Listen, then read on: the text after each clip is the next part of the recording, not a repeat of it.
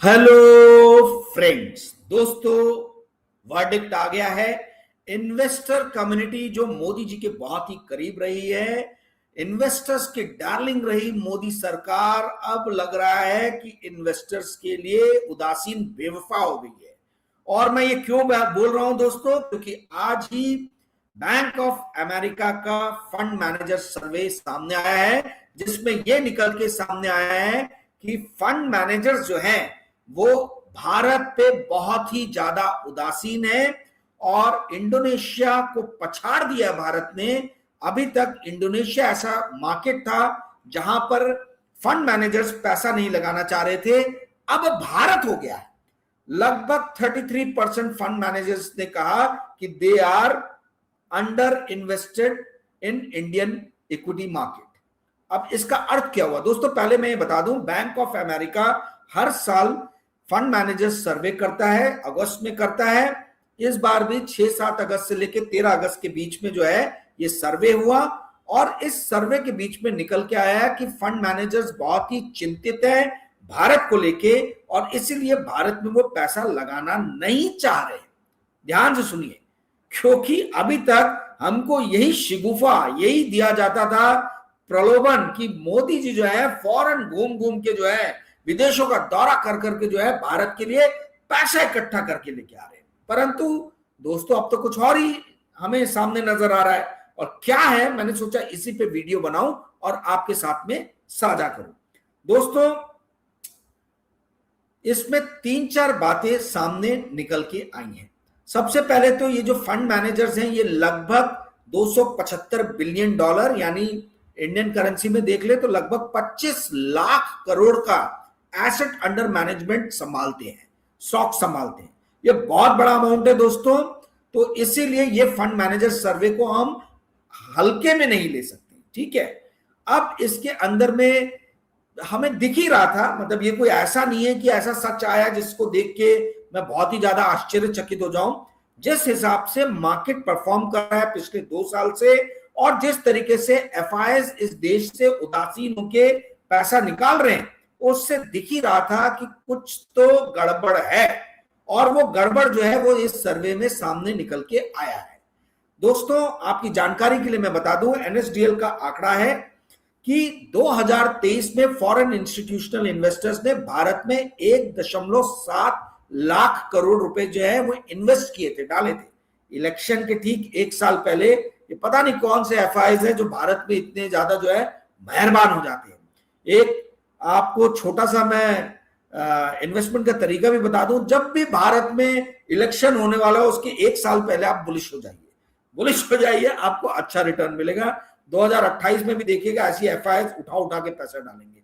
कौन एफआईआईज हैं, किसके पैसे हैं, ये मुझे ज्यादा बोलने की, बताने की जरूरत नहीं है, आप समझ सकते हैं। दूसरा दोस्तों, 2023 में तो भर भर के एफआईआईज ने पैसे डाले, परंतु 2024 में यही फॉरेन इंस्टीट्यूशनल इन्वेस्टर्स ने 427 करोड़ रुपए ही भारत के अंदर में डाले। मात्र 427 करोड़, 1.7 लाख करोड़ से 427 करोड़, यानी लगभग 98-99% का फॉल हुआ। और 2025 में तो साहब जो है एकदम प्रलय आ गई। फॉरेन इंस्टीट्यूशनल इन्वेस्टर्स ने 1.66 लाख करोड़ भारत से निकाले, और अगस्त 18 2026 तक एफआईआईज भारत से 2.3 लाख करोड़ रुपए निकाल चुके हैं अभी तक। तो क्यों निकाल रहे हैं एफआईआईज पैसा भारत से? आप लोगों को मैंने पहले भी बताया था, फिर बता रहा हूं। अक्टूबर 2024 में भारत ने 26,400 का अपना पीक बनाया था, 26,600 समथिंग कुछ था जहां तक याद आ रहा है। आज तक उस लेवल पे हमारा मार्केट आ नहीं पाया है। 2 साल हो गए, टाइम करेक्शन भी हुआ है, इंडेक्स करेक्शन भी हुआ। तो ये एफआईआईज पैसे क्यों निकाल रहे हैं? और ये तब हुआ है जब हमारे देश के डोमेस्टिक इन्वेस्टर भर के एसआईपी के थ्रू जो है पैसा डाल रहे हैं, म्यूचुअल फंड्स के थ्रू जो है पैसा डाल रहे हैं, परंतु चूंकि एफआईआईज जम के बिकवाली कर रहे हैं, इसलिए हमारा इंडेक्स गिर रहा है। और मिड कैप और स्मॉल कैप तो बर्बाद हो गए एकदम। आप कहिए कि उसमें जो इन्वेस्टर्स ने 2022 में पैसे लगाए थे, 23 में जो पैसे लगाए थे, अभी स्मॉल कैप वो जो शेयर्स हैं, हालत खराब है। खैर, बाद में आएंगे उस पर।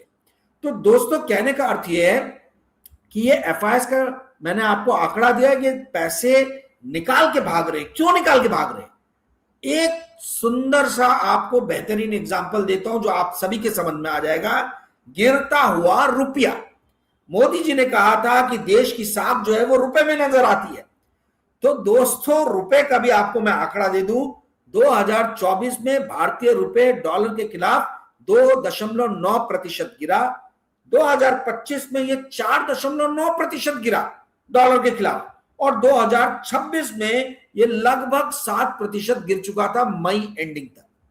अब दोस्तों 2025 में तो खतरनाक काम हो गया। खतरनाक इसलिए हो गया क्योंकि 2025 का जो साल था उस साल में डॉलर खुद जो है वो दूसरी बड़ी बड़ी जो मुद्राएं हैं, करेंसीज हैं, उनके खिलाफ गिर रहा था। डॉलर इंडेक्स यानी वो इंडेक्स है जो अमेरिकन डॉलर को 5-6 बड़ी बड़ी विदेशी करेंसियों के खिलाफ नापता है कि कैसा वो परफॉर्म कर रहा है।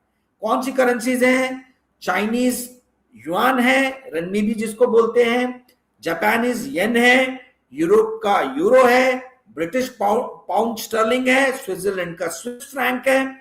ये सब करेंसीज के अगेंस्ट में डॉलर 2025 में 9-9.5% के बीच में गिरा। परंतु जब डॉलर दूसरी करेंसीज के खिलाफ गिर रहा था, कमजोर हो रहा था, तो हमारा भारतीय रुपये उस डॉलर के खिलाफ जो है वो कमजोर हो रहा था। तो ये तो ऐसा खतरनाक उदाहरण मिला है कि जो आज तक कभी देखा नहीं गया है।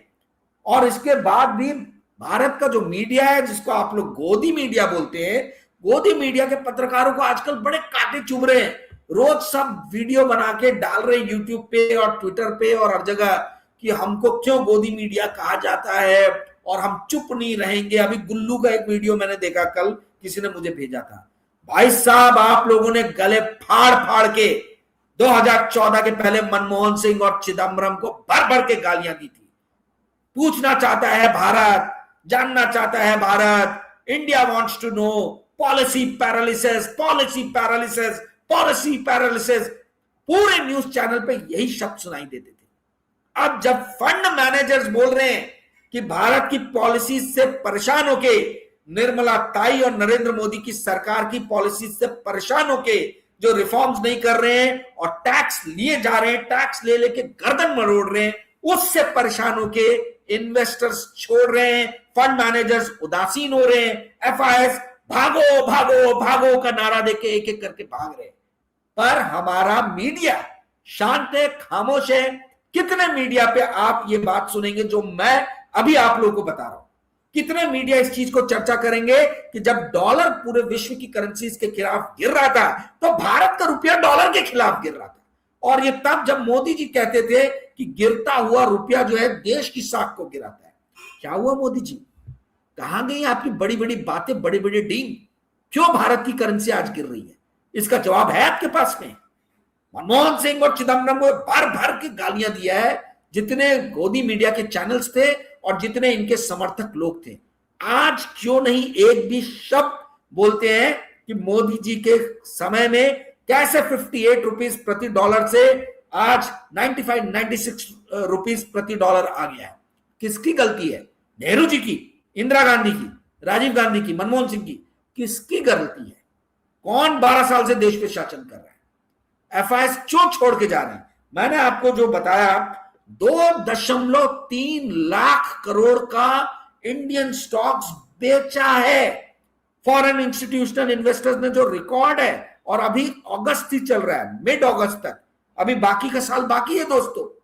तो आगे आने वाले समय में क्या होता है वो पता चलेगा। अब देखिए फंड मैनेजर जो हैं वो क्यों जा रहे हैं, उन्होंने कुछ कारण बताया। सबसे बड़ा कारण उन्होंने बताया कि भाई पूंजी जो है वो रिटर्न तलाशती है, और रिटर्न जो है वो मेमोरी चिप्स, सेमीकंडक्टर्स, ये सब इंडस्ट्री में, artificial intelligence, data centre, Bharat में बड़े बड़े भथोड़ेबाजी हुई, बड़ी बड़ी बातें हुई, पूंजी ला रहे हैं मोदी जी, एफडीआई ला रहे हैं, डाटा सेंटर आ रहा है, ये ना रहा, ते ना रहा, सब हो गया। पर फंड मैनेजर जिस हिसाब से पैसे निकाल रहे हैं उससे समझ में आ रहा है कि सब डम डम डम डमरू बज रहा है, एकदम खाली, काम कुछ नहीं हो रहा ग्राउंड लेवल पे। Are you getting my point? आप समझ रहे मैं क्या बोल रहा हूं?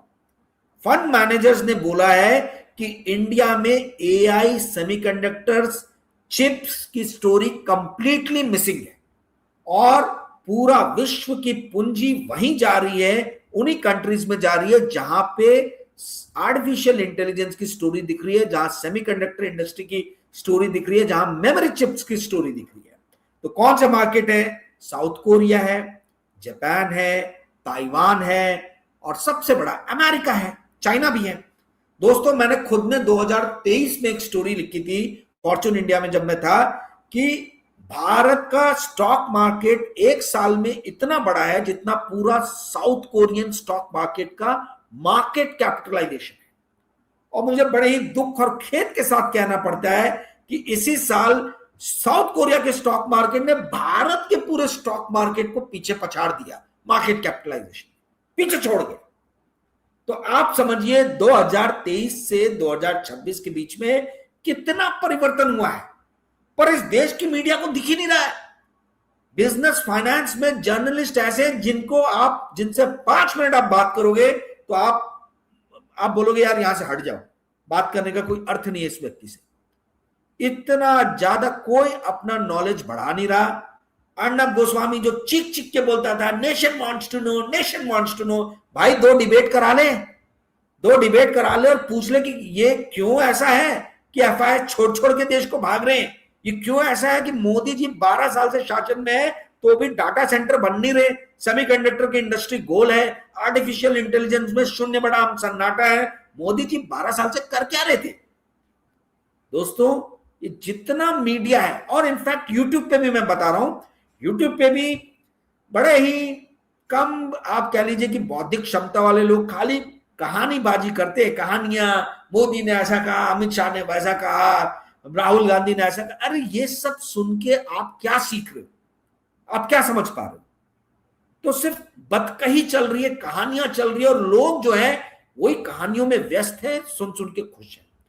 कोई ये समझना सोचना नहीं चाह रहा है कि यही भारत के सॉफ्टवेयर इंजीनियर्स बाहर जाके अति उत्तम परफॉर्मेंस कर रहे हैं। दिख रहा हमको, गूगल का सीईओ सुंदर पिचाई भारतीय है, सत्या नाडेला माइक्रोसॉफ्ट का सीईओ भारतीय है, आईबीएम का सीईओ भारतीय है। मतलब आप लिस्ट ले लीजिए, लाइन से कंपनीज के नाम लीजिए, आपको भारतीय लोग वहां नजर आएंगे।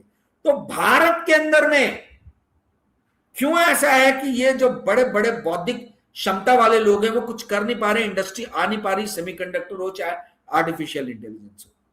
दोस्तों जेपी मॉर्गन की रिपोर्ट है, जहां तक मुझे ध्यान में आ रहा है कि 2028 तक अमेरिका की सिर्फ 5 कंपनीज, माइक्रोसॉफ्ट, गूगल, मेटा यानी फेसबुक, ओरेकल, लैरी एलिसन वाली कंपनी और अमेजॉन, जेफ बीजोस, ये 5 कंपनीज जिनको हाइपर स्केलर भी कहा जाता है, ये $3 ट्रिलियन का इन्वेस्टमेंट करने वाले हैं 2026, 2027, 2028, ये 3 साल में 850 से $900 बिलियन का इन्वेस्टमेंट सिर्फ 2026 में अंदाजा लगाया जा रहा है कि होने वाला है।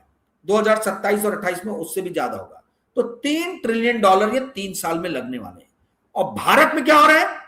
भारत में मोदी जी के परम मित्र गौतम अडानी जो है, उन्होंने बोला $10 बिलियन मैं अमेरिका में लगाने वाला हूं। मुकेश अंबानी वेस्ट टेक्सास में बहुत बड़ी रिफाइनरी लगा रहे हैं, जिसकी जानकारी वॉल स्ट्रीट जर्नल और फाइनेंशियल टाइम्स से मिल रही है। इंडिया के एनएससी एक्सचेंज में पूछा जाए कि ऐसे इन्होंने कोई फाइलिंग किया है, जब मैंने पूछा था तब तक तो कुछ पता ही नहीं था किसको। ये डोनाल्ड ट्रंप ने जब ट्वीट किया कि मुकेश अंबानी रिलायंस इंडस्ट्री बहुत बड़ा इन्वेस्टमेंट करने वाला, तब हम लोग को पता चला। तो दोस्तों एक बात को आप ध्यान से सुनिए और अपने दिमाग में बैठा लीजिए। एसआईपी इन्वेस्टमेंट को देश के, आप ये कह लीजिए कि देशभक्ति के साथ जोड़ दिया गया कि जो व्यक्ति भारतीय है और भारत में पैसा डाल रहा है, एसआईपी कर रहा है, वो देशभक्त है। परंतु जो देश के बाहर पैसा ले जा रहा है वो देशभक्त नहीं है। ठीक है, तो अब ये राष्ट्रभक्त अडानी जी क्या हुए? तो भारत के बाहर निवेश कर रहे हैं। मुकेश अंबानी जी क्या हुए? तो भारत के बाहर निवेश कर रहे हैं। तो मेरे आपके छोटे लोगों के लिए, मध्यम वर्ग लोगों के लिए हमारी देशभक्ति नापी जाती है कि हम एसआईपी कर रहे हैं कि नहीं कर रहे। हम भारत के स्टॉक मार्केट में पैसा डाल रहे कि नहीं डाल रहे? नहीं डाल रहे तो हम देशभक्त नहीं है। पर यही भारत के उद्योगपति भारत के बाहर पैसा लगाते हैं तो कहा जाता है वो तो इन्वेस्टमेंट अपॉर्चुनिटीज का जो है वो फायदा उठा रहे हैं। तो ये अपॉर्चुनिटीज का फायदा क्या अंबानी अदानी उठाएंगे? मेरे और आपके जैसे मध्यम वर्ग के लोग नहीं उठाएंगे। और जब हम उठाने जाते हैं तो हमारी देशभक्ति पे प्रश्न चिन्ह लगा दिया जाता है। दोस्तों, यही सब बातों को सोच के मैंने पिछले साल अक्टूबर से पेड वीडियोस बनाना चालू किया और पहला ही पेड वीडियो मैंने बनाया था अक्टूबर में, जिसमें मैंने आप सभी को, जिन लोगों ने देखा था 250 के ऊपर लोगों ने वो पेड वीडियो देखा था, बहुत बड़ी बात है, पैसे देके वीडियो 250 के ऊपर लोगों ने देखा था। मैंने ये बोला था फॉरेन का अकाउंट खोलिए, फॉरेन में इन्वेस्टमेंट करने का अकाउंट खोलिए आप। और उसमें से बहुत सारे लोगों ने खोला, बहुत सारे लोग मेरे आज कांटेक्ट में भी हैं, बहुत सारे लोग खुश भी हैं कि सही उनको सही टाइम पे सलाह दे दी है।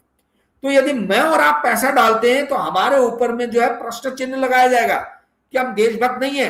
और ये जब बड़े बड़े उद्योगपति ये टाटा, अंबानी, बिरला, अदानी काम कर रहे हैं तो ये इन्वेस्टमेंट अपॉर्चुनिटीज ढूंढ रहे हैं।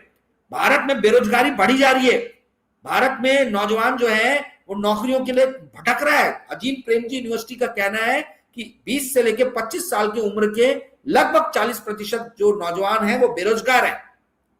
तो इन बेरोजगार नौजवानों को नौकरी देने के बदले आप बाहर इन्वेस्टमेंट कर रहे हो, तो आपकी देशभक्ति पे क्यों नहीं सवाल उठने चाहिए? आप कैसे राष्ट्रभक्त हो गए? ये सोचने की जरूरत है। मुझे नहीं मालूम है कि कितने विपक्षी पार्टी के लीडर्स मेरा वीडियो देखते हैं, मुझे तो नहीं लगता कोई देखता होगा, बहुत छोटा चैनल है। परंतु यदि कोई देख रहे हैं तो इन्होंने ये सवाल पूछना चाहिए कि क्यों ऐसा है कि जब जब अदानी के ऊपर में किसी तरीके की इन्वेस्टिगेशन लगती है और कोई पत्रकार सवाल उठाता है तो ये कहा जाता है कि राष्ट्रभक्त अदानी के खिलाफ में जॉर्ज सोरस फंडेड जो है पत्रकार और चैनल जो है उन्होंने जो है एक व्यापक षड्यंत्र के रूप में मुहिम चला दी है। तो हम लोग जो है हम जॉर्ज सोरस और व्यापक षड्यंत्र का पार्ट है। और अदानी जी जो $10 बिलियन, $5 बिलियन इन्वेस्टमेंट बाहर से कर रहे हैं, भारत के बाहर, भारत में बेरोजगार लोग होने के बाद भी वो राष्ट्रभक्त है, वो देशभक्त है और वो इन्वेस्टमेंट अपॉर्चुनिटीज तलाश रहे हैं। और मैंने और आपने जो है इन्वेस्टमेंट अपॉर्चुनिटीज नहीं तलाशना चाहिए क्योंकि हम लोग राष्ट्रभक्त नहीं कहलाएंगे। दोस्तों, एक ऐसा माहौल देश में बना दिया गया है कि जिसमें कोई भी लॉजिकल रैशनल आदमी जो है किसी और व्यक्ति से बात करने से कतराता है, नहीं करना चाहता। कोई भी आदमी अपना दिमाग खराब नहीं करना चाहता, अपने दिमाग की शांति भंग नहीं करना चाहता। मेरे जैसे कुछ बिरले ही पागल हैं जो रोज आके वीडियो बनाते हैं और ये सारी बातें करते हैं। दोस्तों, आर्टिफिशियल इंटेलिजेंस, सेमीकंडक्टर चिप्स, इसकी स्टोरी तो नदारद है भारत से। परंतु जो दूसरा बड़ा कारण दिया है फंड मैनेजर्स ने भारत में पैसा नहीं लगाने का, वो कारण है पॉलिसीज पे वो लोग जो है बड़े ही ज्यादा उदासीन है कि मोदी सरकार जो है रिफॉर्म्स नहीं कर रही है और ज्यादा टैक्स लेके जो है गर्दन मरोड़ रही है इन्वेस्टर्स के। तो मैं ये पूछना चाहता हूं कि भैया अब कम से कम ये जितने मीडिया के चैनल वाले हैं ये जरा मोदी जी के पॉलिसीज के ऊपर में, पॉलिसी पैरालिसिस के ऊपर में, रिफॉर्म ना कर पाने में, विफल हो जाने में, क्या इसके ऊपर में आर्टिकल लिखेंगे कि अभी भी मौनी बाबा बने रहेंगे? और ये वही पत्रकार हैं कि जब विपक्षी पार्टी कांग्रेस की सरकार आती है तो पद्मश्री लेते हैं, बड़े बड़े पोस्ट पे, बड़े बड़े पोजीशन पे एडिटर बन के बैठते हैं। हमारे जैसे लोग तो पहले भी लड़ रहे थे, संघर्ष कर रहे थे और उनका करियर जो है रौंद दिया जा रहा था, जो आप कह लीजिए कि रोड रोलर के नीचे लाके। और आगे भी हमारे जैसे लोगों के साथ ऐसा ही होगा क्योंकि हम संघर्ष करने वाले हैं। जब कांग्रेस की सरकार थी तो कोल स्कैम मैंने निकाला था और उसका खामियाजा भी मैंने भुगता। और जब ये मोदी सरकार है, भाजपा सरकार है, तब भी इनके खिलाफ मैं बोल रहा हूं। और आगे कांग्रेस की सरकार आएगी या कोई दूसरी विपक्षी पार्टी की सरकार आएगी तो मुझे कोई उम्मीद नहीं है कि इनसे कोई बहुत हमको जो ईमानदारी का जो है ये कुछ इनाम मिलेगा या ईमानदारी का मेडल मिलेगा। ये दिल्ली में बैठे हुए बड़े बड़े पत्रकार जो सिर्फ अपनी ब्रांडिंग करते हैं, पद्मश्री लेते हैं, मैग्सेसे अवार्ड लेके खुश रहते हैं और अपनी ब्रांडिंग ही ब्रांडिंग करे चले जाते हैं। ज्ञान शून्य बटा सन्नाटा, इनमें से एक की भी औकात नहीं है मेरे सामने बैठ के पॉलिटिक्स या इकोनॉमी फाइनेंस पे बात कर ले। ज्यादा बड़ी बात नहीं कह रहा हूं। अगर आप लोग को विश्वास नहीं है तो आप ही लोग एक जो है वो कंडक्ट करा दीजिए, आमना सामना, आर पार, 1-on-1 डिस्कशन।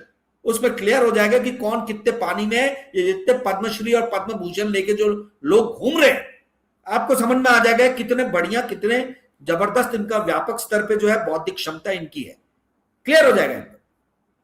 दोस्तों, तीसरा कारण जो बताया गया कि भैया इंडिया में पैसे नहीं लगा रहे फंड मैनेजर्स, वो है हाई वैल्यूएशन। देखिए क्या होता है, लगभग 80 से 90% जो है निफ्टी को दूसरे इंडेक्सेस से, ये इमर्जिंग मार्केट इंडेक्स जो है उससे प्रीमियम की वैल्यू मिलती आई है। ये मैं देखता हूं, 22-23 साल पत्रकारिता किया है मैंने, जिसमें देखा है बहुत ही रेयरली ऐसा होता है कि इंडियन मार्केट को जो है इमर्जिंग मार्केट इंडेक्स के ऊपर में अच्छा प्रीमियम ना मिल रहा। अब ये प्रीमियम का मतलब क्या है, किस चीज को प्रीमियम मिल रहा है? जो पी बोलते हैं ना, इसी को अर्निंग मल्टीपल्स भी बोलते हैं या वैल्यूएशन मल्टीपल्स भी बोलते हैं। तो जैसे इंडिया को 20 का अर्निंग मल्टीपल मिल रहा है या वैल्यूएशन मल्टीपल मिल रहा है या पी मल्टीपल मिल रहा है, तो इमर्जिंग मार्केट इंडेक्स को 15 का मिलेगा। तो क्वाइट ऑब्वियस है कि भैया आप जो है 33% प्रीमियम पे चल रहे हो। तो ये प्रीमियम जो है, ये जो अर्निंग मल्टीपल्स जो मिलता है, जो हायर अर्निंग मल्टीपल्स इंडिया को मिलते हैं, ये 80%, 90%, 114%, तो मैंने लिखा है फॉर्च्यून में कि इंडिया के मार्केट को 100% के ऊपर जो है वो प्रीमियम मिल रहा है इमर्जिंग मार्केट इंडेक्स से। तो ये फंड मैनेजर्स बोल रहे हैं कि जब भारत में ना आर्टिफिशियल इंटेलिजेंस का कोई स्कोप है, ना डाटा सेंटर है, ना चिप मैन्युफैक्चरिंग कंपनी है, तो भी भारत को प्रीमियम मिल रहा है इमर्जिंग मार्केट इंडेक्स से, जिसका भारत जो है वो नहीं, मतलब भारत जो है उसको नहीं मिलना चाहिए। ठीक है, भारत को जो प्रीमियम मिल रहा है वो डिजर्व नहीं करता है इमर्जिंग मार्केट इंडेक्स के ऊपर में। तो जो वैल्यूएशन है वो इंडियन मार्केट का वो अभी भी बहुत हाई है, जबकि उस हिसाब से प्रॉफिट नहीं बना रही है इंडियन कंपनीज। इंडियन कंपनीज उस हिसाब से प्रॉफिट नहीं बना रही, पर अर्निंग मल्टीपल उसको ज्यादा मिल रहा है। अब आप बोलोगे इन दोनों का क्या कोरिलेशन है? दोस्तों, कई वीडियोस में मैंने बताया, फिर बता रहा हूं, किसी भी स्टॉक का जो प्राइस है वो क्या होता है? स्टॉक का price is equal to EPS, यानी earning per share. Earning per share कैसे आता है? Net profit divided by outstanding shares. तो अर्निंग पर शेयर यानी प्रॉफिट आप समझ लीजिए, मल्टीप्लाई बाय यही पी मल्टीपल, जिसको वैल्यूएशन मल्टीपल भी कहा जाता है। तो अगर पी मल्टीपल ज्यादा है तो जाहिर सी बात है स्टॉक प्राइस ज्यादा रहेगा, भले ईपीएस जो है वो वहीं पे रुका रहे। तो ये अर्निंग मल्टीपल का खेल है। ये अर्निंग मल्टीपल जो है, जिसको पी भी बोला जाता है, प्राइस टू अर्निंग रेशियो, ये price to earning ratio India को बहुत हाई मिल रहा है।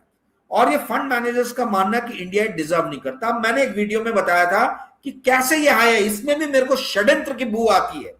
क्या षड्यंत्र की बू है? इंडिया के अंदर में अधिकतर स्टॉक्स जो है वो मालिक ही होल्ड करते हैं, प्रमोटर्स ही होल्ड करते हैं। यहां तक कि जो एफआईआईज हैं वो भी कितने जेन्युइन एफआईआईज है, इस पर बहुत बड़ी शंका है।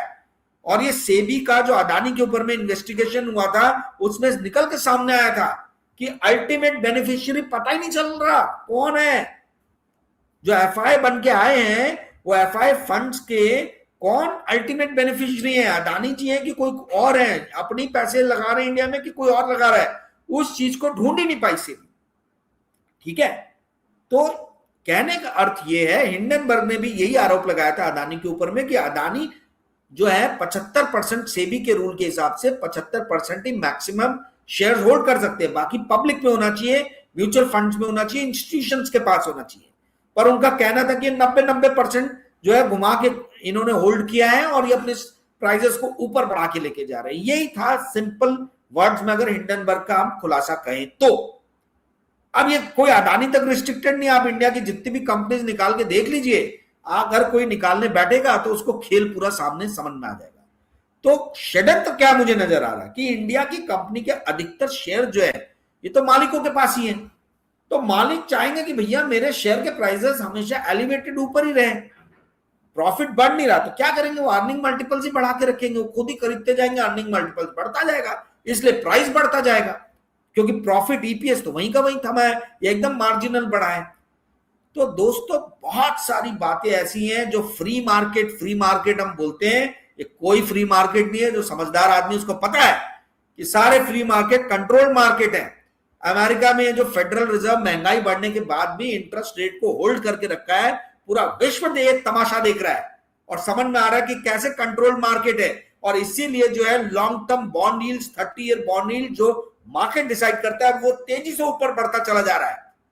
और जो शॉर्ट टर्म यील्ड जो फेडरल रेट रिजर्व डिसाइड करता है या जिसको इंपैक्ट करता है फेड फंड रेट, ठीक है, इन्फ्लुएंस करता है, वो जो है वहीं का वहीं पर लॉन्ग टर्म बढ़ा जा रहा है। ये क्या हुआ?